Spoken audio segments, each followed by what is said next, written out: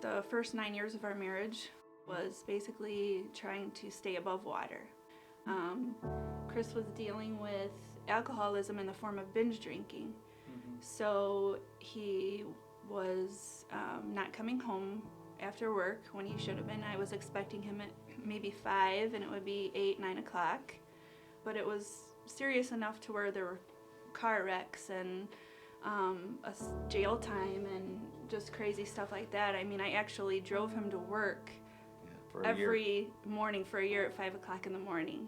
He was going on this path and I went on this path, and we were having the kids and just kind of still dealing with it all.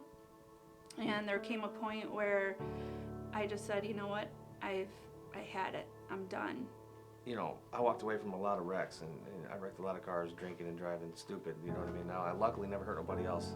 She stuck with me for a long time, and I mean, I always made the joke, I said, I would have left me a long time ago, because I just continued to never really change, though I said I would. But my oldest daughter now, well, she was what at the time, 5 or 6, wrote me a note and couldn't spell well at that time. Now she's way better than me. But, and it basically said, you know, Dad, if I don't get to see you this weekend, I'm gonna cry like I am right now, and all that. And that note, I still have it. He gave up, and I gave up. And I said, you know what, I left. I took the kids and I left for 5 days. No contact, no phone calls, nothing.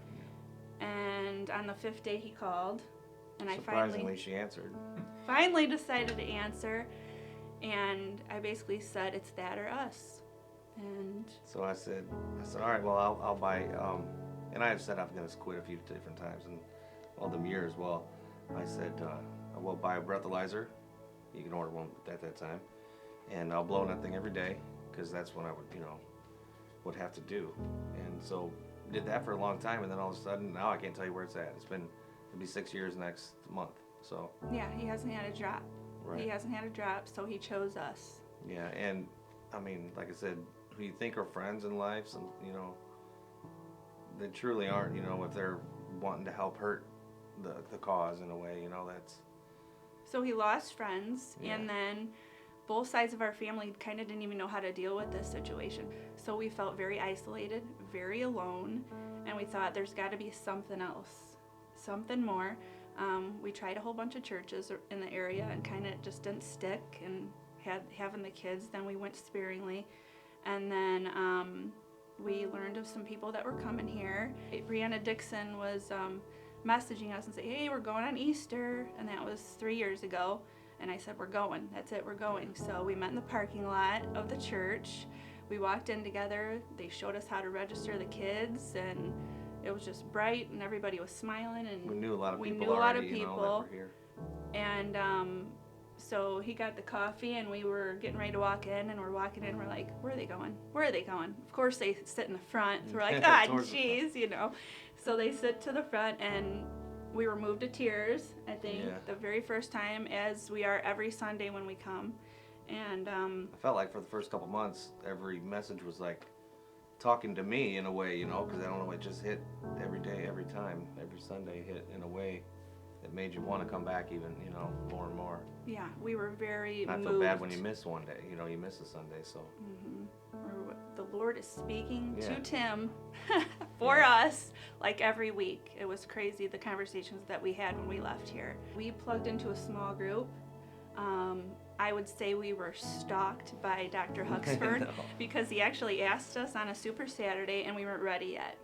So then following, I think the September when you do the outdoor service, we were eating our burgers, and then we're like, uh-oh, here he comes. Yeah. Here he comes, and we knew it, and then we were finally like, yep, we're going to try it, and we did, and we were actually upset that we didn't go when we were first asked, because it was an awesome... Started that day, and it was an awesome choice.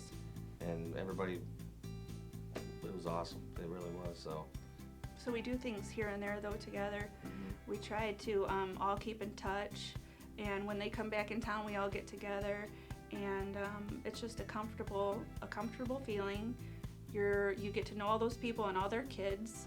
Because when you think it might be you're the only one going through that problem or something, it helps to kind of maybe bounce it off, like she said, different people to see maybe they're having the same issues, and it's, oh, well, how do you deal with it? How do you do this? So It's just like you're a separate little family, you know, and you do stuff for each other, and everybody's there checking on you if there's something going on that you let everybody know about.